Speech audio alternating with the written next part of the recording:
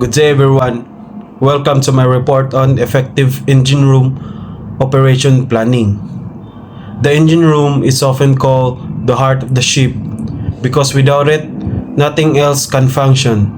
But unlike the human heart, which beats automatically, the ship engine room needs careful planning and teamwork to run smoothly.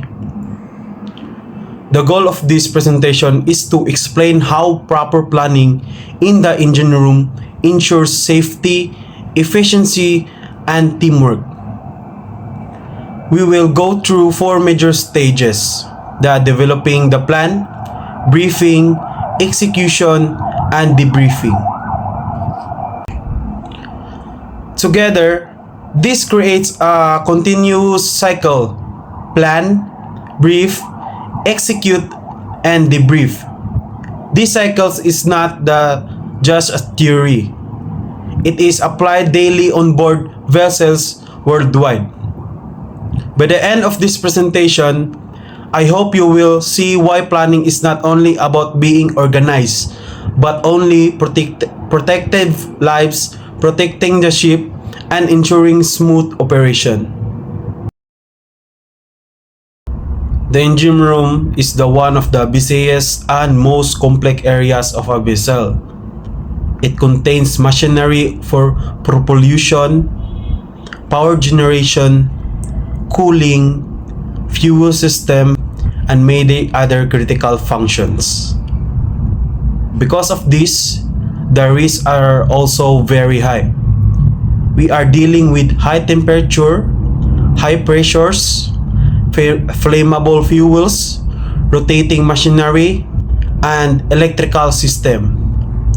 One mistake in this environmental could cause not only equipment damage but also fires, pollution, or even loss of life. That's why we cannot simply approach tasks without preparation. Imagine trying to repair a pump without knowing which valves to shut, or starting a generator without confirming lubrication and cooling. It could be dangerous and careless. Planning helps us to prevent accident, reduce confusion, and make operations smoother. In this presentation, we will focus on 4 stages of planning. First is development of the plan, thinking and preparing before we act. Second is briefing, making sure that entire team understand. Third is execution, carrying out the work safely and efficiently. The fourth is debriefing, learning lessons and improving for the future. Each stage support the next, and together they form a cycle that ensure professionalism and safety in the engine room. The first stage is developing the plan. This is like drawing the blueprint before constructing a building. We begin by identifying the task. For example, suppose we need to start up a generator that has been on standby. Or maybe we need to transfer fuel from one tank to another. Each task requires a different approach. Next, we assess the risk and hazard. If we are starting a generator, we think about risks such as lack of lubrication oil, low cooling water, or fuel leaks. If we are transferring fuel, the hazard could include oil spills, fire risk, or tank overfilling. Then, we allocate manpower. A well-planned operation ensures everyone has a clear role. For example, during fuel transfer, one engineer operates the valve, another monitors tank levels, and another is on standby for emergencies. And finally, we make sure tools and resources are available. Imagine you start dismantling a pump only to realize that the spare gasket is missing. This delays the work, increases risk, and creates frustration. That is why preparation is the foundation of safety and efficiency. In developing a plan, we are guided by four main principles. First is safety. Every operation must be designed to protect life first. For example, during hot work, fire extinguisher and fire watches must always be arranged. Second is efficiency. A plan should save time and avoid unnecessary delay. An efficient plan also reduces fuel consumption and manpower waste. Third is teamwork. No one in the engine room works alone. Every operation requires coordination. Even a small maintenance task like cleaning a filter usually involves one person working and another is monitoring. Fourth is risk management. This is about predicting problems.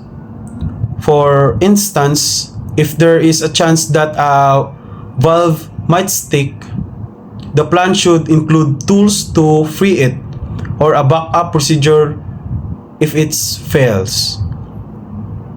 When these principles are respected, the operation is safe, fast, and coordinated. If any of these principles are ignored, accidents or delays are far more likely. Once the plan is ready, we proceed to the briefing stage. Briefing is like a captain giving instructions before a battle. It ensures that every member of the team knows their duty. During briefing, the officer in charge or senior engineer explains the task clearly. What will be done, how it will be done, and who will do it. Responsibilities are assigned individually. For example, one engineer might be assigned to monitor the control panel while another operates the machinery locally and the third may be tasked as safe watch. Risks are also highlighted. If there are any chances of oil leaks, fire, or hot surface, everyone should be warned beforehand. A proper briefing ensures that when execution begins, there is no confusion. Communication is the heart of a good briefing. Instruction must be clear, simple, and direct. Complex orders often lead to misunderstanding. Safety precautions are confirmed. For example, everyone ensures their PPE is on. Emergency exits are clear and firefight equipment is ready. Communication methods are also agreed upon. In noisy areas, radios may be needed. If radios are not available, hand signals or pre-arranged gestures might be used. Finally, questions are encouraged. The team should feel free to ask if they are unsure of their task. A good leader encourages dialogue because silence may hide confusion. When communication is strong, the team goes into execution with confidence. Now we move to execution, where preparation meets reality. Execution requires discipline. The team must follow the agreed plan step by step. Shortcuts may be tempting, but they are increase the risk of mistakes. Monitoring is essential if they are thus starting a generator. The crew monitors lube oil pressures, cooling water temperatures, and exhaust reading. If the task is fuel transfer, they monitor tank levels, pumps, and lines of leaks. Each crew member must stay alert, not only to their own task but also to what others are doing. Team awareness prevents accidents. And of course, communication continues. Even minor issues should be reported immediately to avoid escalation. Execution must demonstrate the importance of teamwork. In the engine room, one person task often depends on others. For example, you cannot open a valve until the pumps is ready, and you cannot start a generator until pre-checks are complete. If unexpected issue occur, such as unusual vibration, pressure drop, or machinery overheating, the team must respond quickly but calmly. And the most important, safety must remain the top priority. If the task becomes unsafe, the correct decision is to stop and reassess rather than pushing forward. Good execution is proof that planning and briefing were effective. Poor execution, on the other hand, often points back to poor planning or poor communication.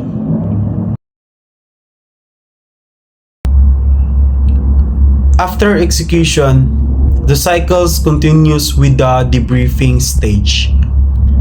Many people underestimate debriefing, but it is a vital part of improvement. During debriefing, the team reflects on the operation. Did everything go as unexpected?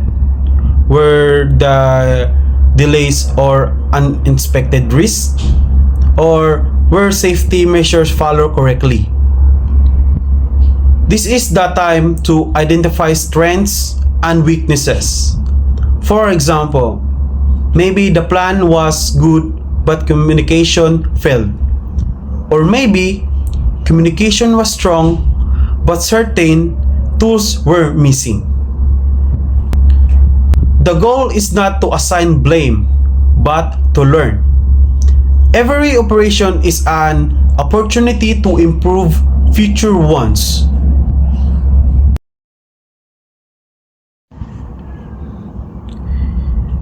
Debriefing also ensures continuous improvement for the ship and its crew. All details should be recorded in the logbook. What was done, problem encountered, and how they were solved. Lessons should also be shared with the rest of the crew. Even those not directly involved can benefit from knowing what worked and what didn't. Over time, this creates a culture for professionalism, where every operation contributes to the safety and efficiency of the whole vessel.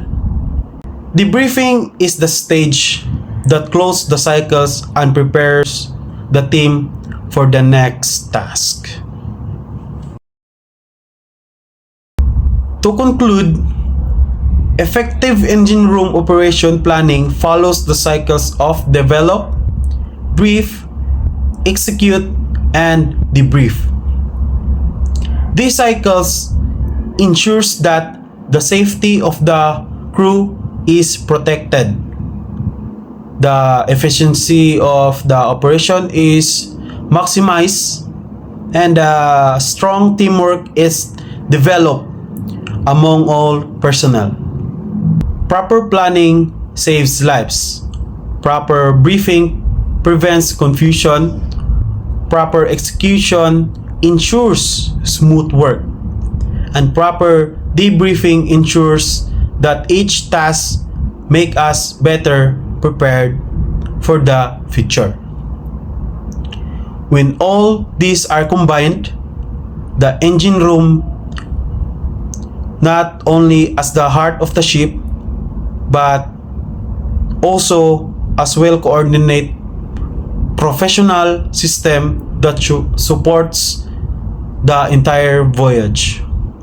Thank you for listening to my report.